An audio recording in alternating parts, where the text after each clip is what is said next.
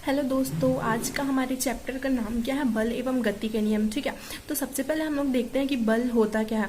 तो हम लोग देखते हैं कि बल क्या होता है। यहाँ क्या लिखा हुआ है कि यह एक ऐसा कारक होता है जिसकी सहायता से किसी वस्तु की आकृति, आकार अथवा स्थिति में परिवर्तन किया जा सकता है। ठीक है, तो बल तो मान लेते हैं हम लोग, देखो तो चलो हम लोग मान लेते हैं कि कोई सा ये हमारा एक सरफेस है। ठीक है, ये हमारा एक सरफेस है, मतलब सतह है।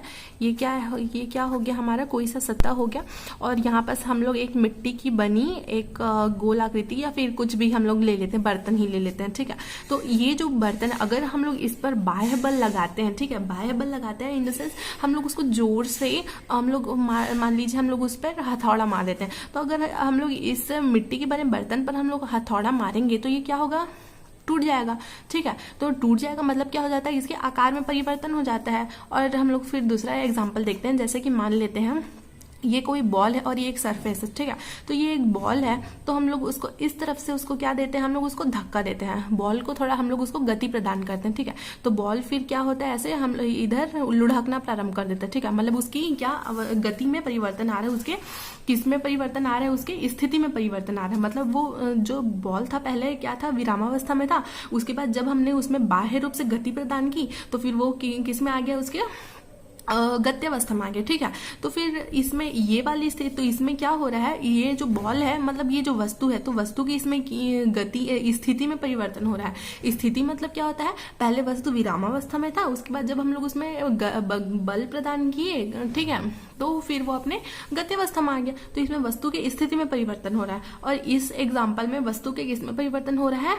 अवस्था में परिवर्तन हो रहा है। ठीक है, और उसके आकार में परिवर्तन हो रहा है। वस्तु पहले गोल आकार का था, उसके बाद फिर ये क्या हो गया? चूंकि ये फ्रेजाइल था, भंगुर था, इसलिए ये टूट गया। ठीक, और फिर अगला हम लोग देखते हैं क्या? जड़त्व। तो जड़त्व किसको बोलते हैं? तो जड़त्व क्या होता है कि जड़त्व वस्तु का वह गुण होता है जिसके कारण बिना बाह्य बल के वस्तु स्थिति परिवर्तित करने में असमर्थ होता है, उसको हम लोग क्या कहते हैं? जड़त्व कहते हैं। ठीक है, तो हम लोग जड़त्व कैसे किसको कहते हैं? इसको, और ये इसके दो प्रकार होते हैं। पहला होता है विराम का जड़त्व होता है, और दूसरा क्या होता है? हमारा गति का जड़त्व होता है। ठीक है, तो मान लेते हैं जैसे कि ये हमारा कोई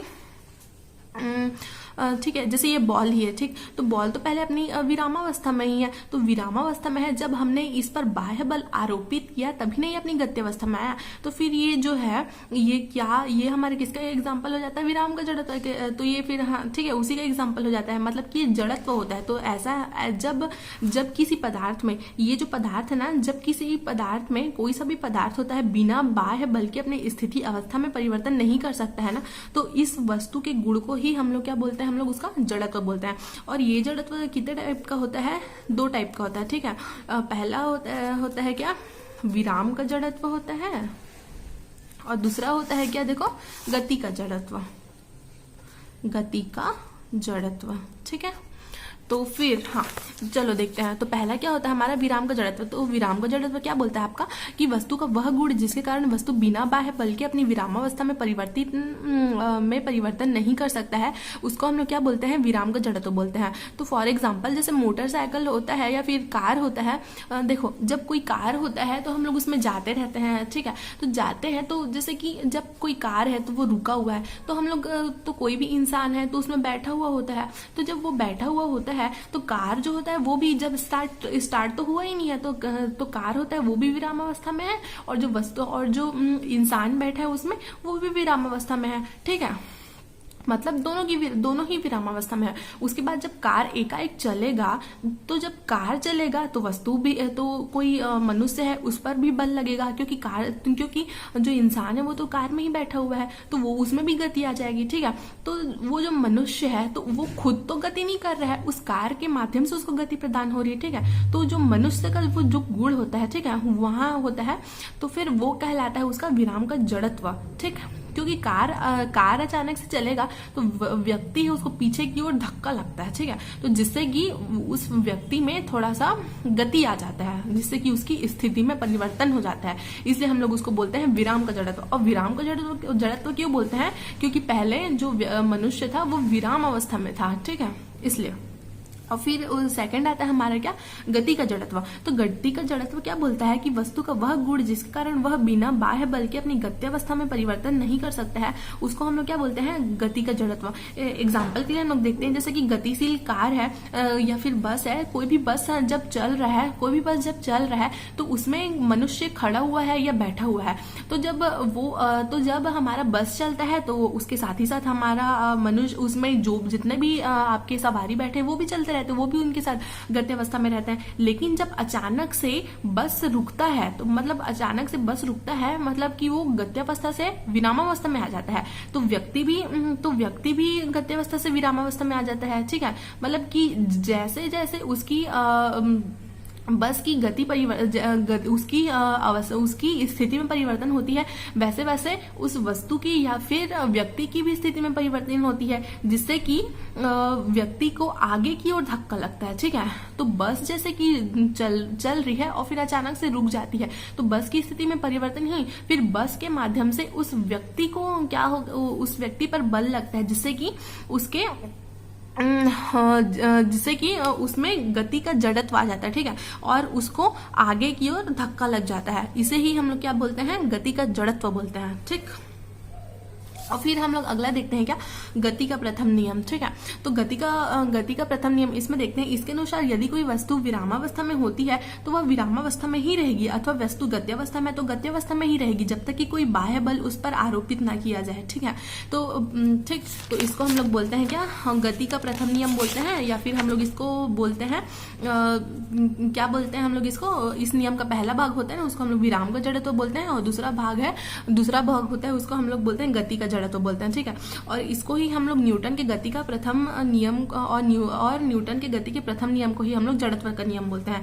देखो ये क्या बोलना चाहता है, मान लेते हैं कि ये हमारा कोई सा सरफेस है और ये कोई सा है बॉक्स है। ठीक है, ये कोई सा बॉक्स है, तो हम लोग इसको जोर से धक्का लगाते हैं। ठीक है, तो ये धक्का लगाते लगाते ये मान लेते हैं यहाँ तक के रुक गया, तो यहाँ तक की रुका है, तो ये क्यों रुका है, ये तो घर्षण के कारण ही रुका है। तो वही बोल रहा है कि अगर कोई वस्तु अगर अपने विरामावस्था में है, ये जो उसकी है ये तो विरामावस्था में हो गया। ठीक है, विरामावस्था में हो गया, तो कोई वस्तु विरामावस्था में है तो वो विरामावस्था में ही रहेगी, और गत्यावस्था में है तो गत्यावस्था में ही रहेगी। जैसे बॉल है, ये स्लोप है। ठीक है, ये स्लोप है, तो ये बॉल, इसको लुढ़काए हम लोग, मतलब ये बॉल यहाँ पर क्या है, गतिशील है, तो ये तब तक गतिशील रहेगी जब तक कि उस पर बाह्य बल आरोपित करके उसको रोक ना दिया जाए। ये गतिशील अवस्था के लिए है, और ये क्या है, विरामावस्था के लिए। जब तक कोई वस्तु विरामावस्था में है, विरामावस्था में ही रहेगी, जब तक कि उस पर हम लोग गति ना आरोपित की, गति उस पर बल आरोपित करके उसको गति ना प्रदान कर दे। ठीक है, तो यही हमारा नियम क्या कहलाता है, हमारा न्यूटन का प्रथम नियम कहलाता है। ठीक है, और जब वस्तु विरामावस्था में होता है ना, तो उसको हम लोग जड़त्व का नियम बोलते हैं। और जब हम लोग जो होता है ना, ये क्या बोलना चाहिए, ये जो विरामावस्था में जब वस्तु होता है और हम लोग उसको बाह्य बल प्रदान करते हैं, जिससे कि वस्तु अपने गत्यावस्था में आ जाता है, मतलब जो वस्तु विरामावस्था में, वो विरामावस्था में ही रहेगी जब तक कि उस पर बाह्य रूप से बल ना प्रदान किया जाए। तो इसको हम लोग बोलते हैं विराम का जड़त्व बोलते हैं, और इसको हम लोग क्या बोलते हैं, दूसरा नियम को हम लोग बोलते हैं गति का जड़त्व। जब वस्तु अपनी गतिशील अवस्था में रहती है तो गतिशील अवस्था में ही रहती है जब तक कि उस पर बाह्य बल आरोपित ना किया जाए। ठीक है, और इसको हम लोग ना न्यूटन की गति का प्रथम नियम को हम लोग जड़त्व का नियम भी बोलते हैं। ठीक है, उसके बाद फिर आता है हम लोग का संवेग। तो संवेग क्या होता है, संवेग होता है ना, हम लोग इसको P से प्रदर्शित करते हैं। ठीक है, और P से प्रदर्शित करते हैं, और इसका फॉर्मूला क्या होता है, m × v होता है। जहाँ m हमारा द्रव्यमान होता है, v हमारा वेग होता है, और इसका विमीन सूत्र होता है mL/-1 होता है, और इसका SI मात्रक होता है क्या, किलोग्राम मीटर पर सेकंड होता है। ठीक है, तो इसका परिभाषा कैसे बनेगा, ये द्रव्यमान है और वेग है। द्रव्यमान और वेग किसी वस्तु के देखो, द्रव्यमान है और वेग है। ठीक है, द्रव्यमान और वेग के गुणनफल को ही हम लोग क्या बोलते हैं, संवेग बोलते हैं। इसका विमीय सूत्र होता है mL/-1 होता है, इसका SI मात्रक होता है kg मीटर पर सेकंड। ठीक, अब हम लोग इसका न्यूमेरिकल देख लेते हैं। तो देखो, तो इसका एक तथ्य है, ये बोलता है कि सिद्ध कीजिए कि यदि दो वस्तुएं समान वेग से गतिशील हो तो भारी वस्तु का संवेग जो होता है वो हल्की वस्तु के संवेग से क्या होता है, अधिक होता है। ठीक है, तो क्या बोलता है कि मान लेते हैं हम लोग m1 है और m2 द्रव्यमान के दो पिंड है, मान लेते हैं कि ये और ये दो पिंड है, इसको a नाम दे दो, इसका b नाम दे दो, और इसका जो द्रव्यमान है m1 है, इसका द्रव्यमान m2 है।